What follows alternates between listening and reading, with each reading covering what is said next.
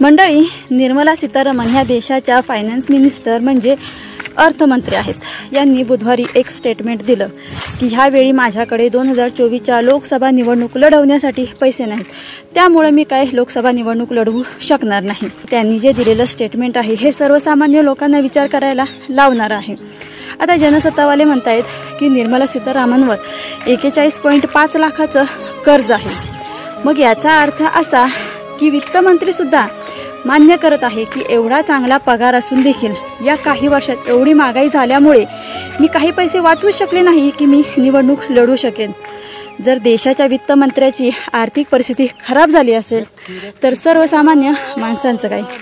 देशातील शेतकरी मजूर वर्गाला कोणताच 6वा 7वा वेतन आयोगाचा पगारही नाही किंवा कोणती जुनी पेन्शन किंवा नवीन पेन्शनही नाही.